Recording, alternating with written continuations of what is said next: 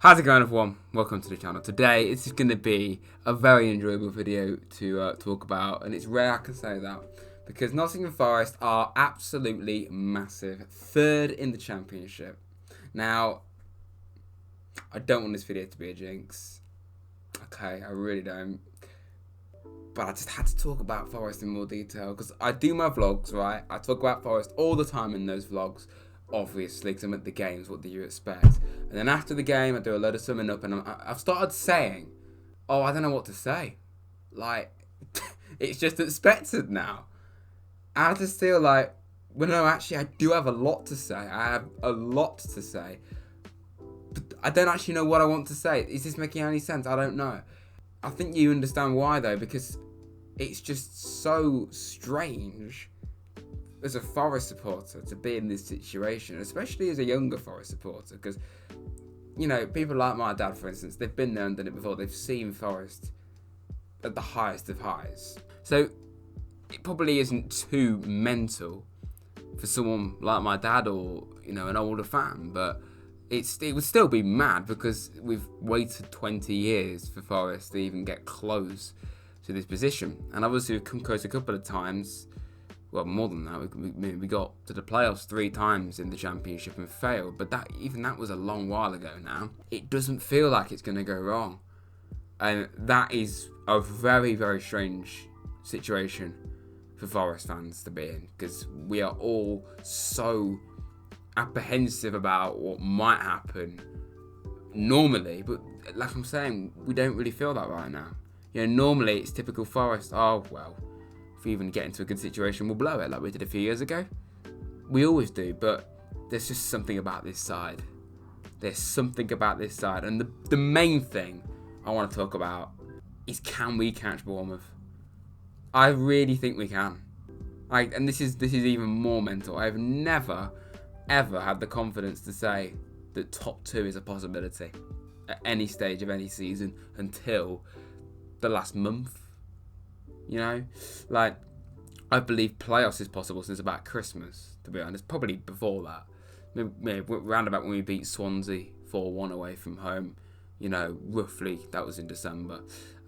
So, you know, that was when I thought, yeah, we can make the playoffs. I think that would be doable, but I wasn't 100% convinced. This Sheffield United game, even though we didn't win it, this is where I believe that top 2 was doable, because Sheffield United have not lost at home for a very long time. I believe they haven't lost since they played us, actually. So that record remains intact. They've got a fantastic record of not even conceding at home. And they were one of the form teams in the league. And I was quite nervous about that game. And we went there and we bossed them. You know, there were a few periods where Sheffield were good, granted. I'm not slagging them off or anything, but we could have won that game on another day quite comfortably, and if it wasn't for that Brennan Johnson penalty miss, we would have won that game, obviously. But like, this is where I really believed it was doable, and this is what I mean. This team doesn't lose. It doesn't lose very often, at the very least. It finds a way to get something from everything. This Stoke game, you got a centre half in there. You're down to 10 men and we drew. And we weren't even playing like hugely well either. Honestly, this team, the mentality, I've not even said his name yet in this video, Steve Cooper, the mentality that man has brought to this team is absolutely unbelievable. Yeah, this cup win, obviously, just no words to describe that. Reading battered them. QPR, one of my favourite games this season. And I've said it many times, there's so many moments this season that I'm really going to find it difficult to pick my favourite moment. But QPR, the comeback, that Jag goal, amazing. Fantastic, again at Blackpool, and 2 very routine wins against Coventry and Birmingham City.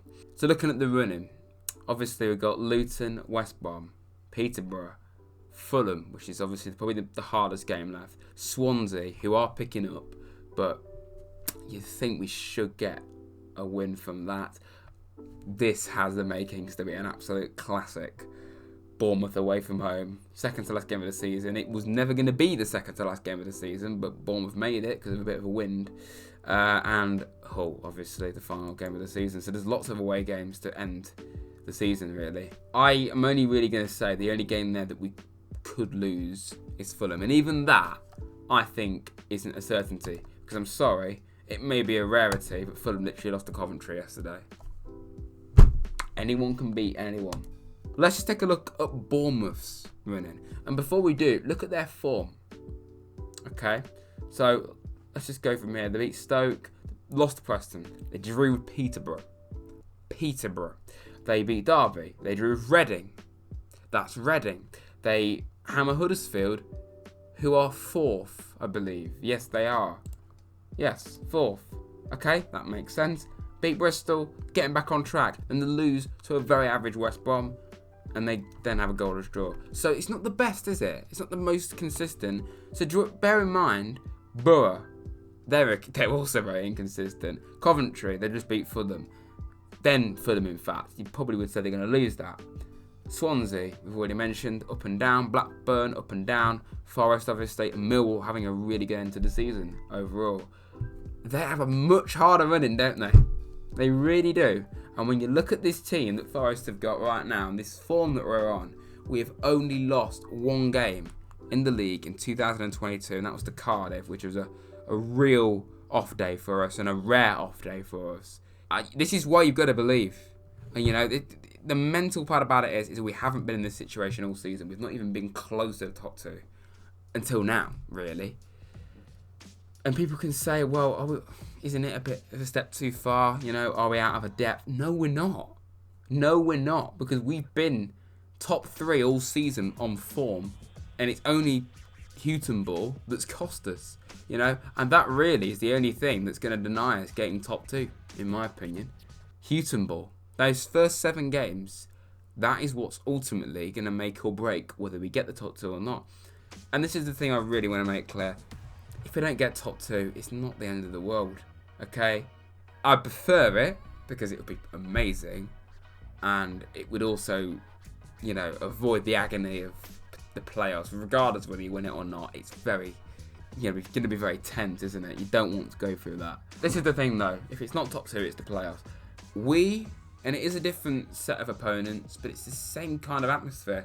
We had an FA Cup run where they were all at home, which was a bonus, but they were all high-pressure games and situations.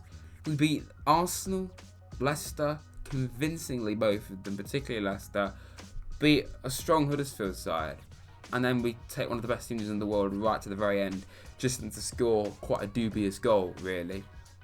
You know, that's mental. So if we can be in that kind of atmosphere, a high-pressure, intense atmosphere, with a huge amount of backing behind you and the great away following we have as well, we can win the playoffs. We really can. And I'm just loving the fact that we can be this confident and not even feel stupid saying it. And I mentioned this video is all over the place, I know, but I'm just getting it all out. You know, I've got so much I can say. I want to go back to the start of the season and just thinking about. My dad has said a few times, and quite a few people have said, what if Cooper was the manager at the start of the year? We would probably be where we are now, to be honest, but even more comfortable. And this is the thing, right? I think, obviously last season was a disaster for Forest. It was incredibly dull. We were all begging for the season to end with like 2 months before it did end. Complete and utter contrast to this season. No, fans, the team was a bit dead. And I'll get onto that actually, the fact that the team's actually still quite similar and it's now suddenly performing this well. But like, I think in the summer, Marnakis, people like that, they realised this and they had to do something about it. That they'd learnt from their mistakes under Sabri and under Houghton. They're going to get it right this time. And it started with getting someone that actually understood recruitment. Dave Murphy. He arguably is the signing of the season, as well as Cooper and all the other actually, you know, playing staff. But honestly, Murphy has played a huge part in the fact that we are in this situation. And I do think you look at the recruitment that he's done, it is unbelievable. And I mentioned Houghton because it was obvious, in my opinion, that he always was going to get rid of Chris Houghton. And the only reason why, rubbish from last season continued into this season even worse is because, you know, Dane Murphy, unless he's really brutal, he couldn't really just come in and just sack Houghton straight away, because ultimately Houghton did, you know, he did get a solid finish, but it was not at all an impressive one. So it's not like we stayed up by the skin of our teeth. I think if we'd done that, then maybe, yeah, you could sack Houghton. But he probably just wanted to give him a chance, a small chance. But it couldn't really have gone any worse for Houghton, and that was a perfect excuse for Murphy to pull the plug. And yeah, well done for doing so, because it needed to happen at the start of the year, really. But I understand why he didn't.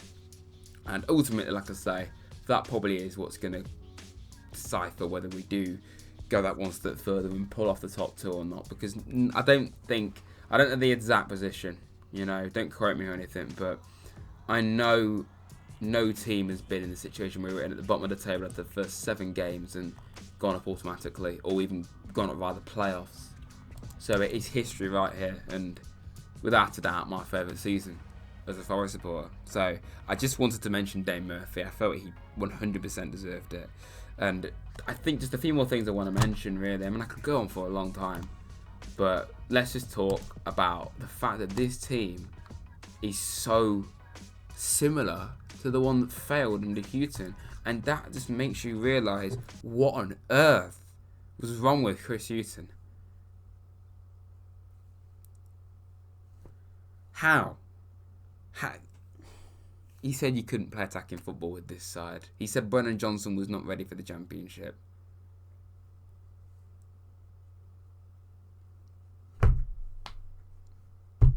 If that man ever gets another job in football, I generally want to file a petition for fraud, because that is not allowed. But look at this team. Samba, he was here last season. Wall, obviously. Figueiredo, McKenna. Spence wasn't, obviously. Yates and Garner and Colback were, but even Garner wasn't quite as good as he is this season. Yates and Colback have completely changed, particularly Colback, to be honest, because I'm not a Ryan Yates hater. I've already done a video about that. Go and check it out.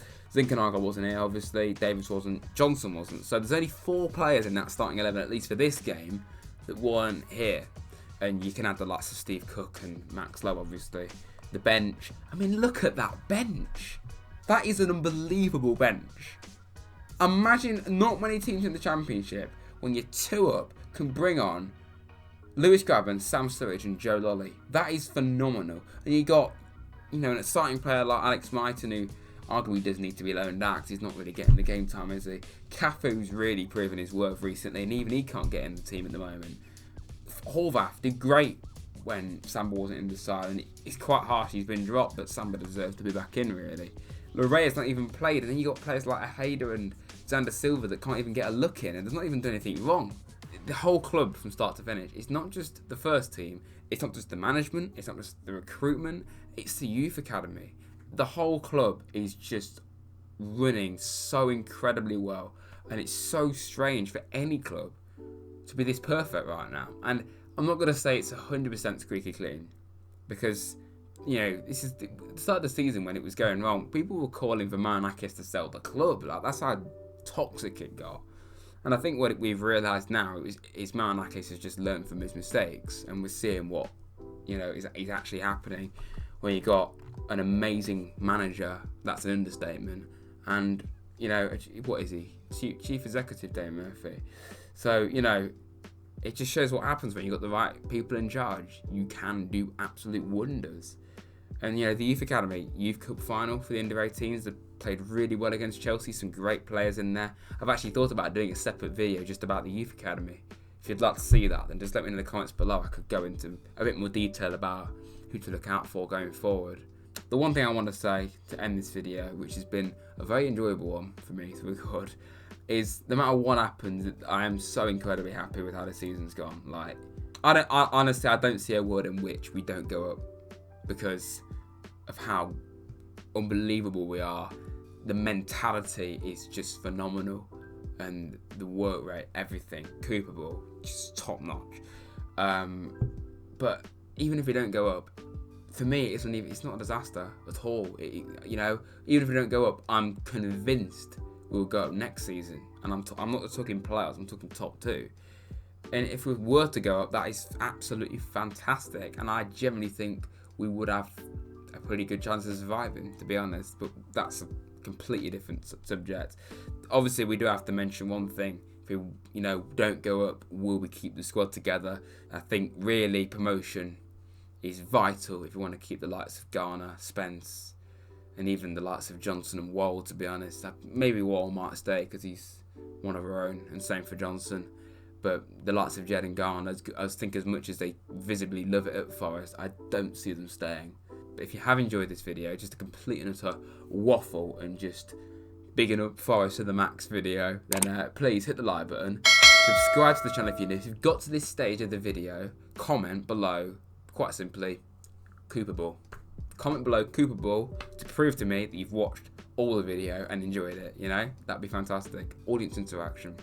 So, hope you've enjoyed, and I'll see you very soon.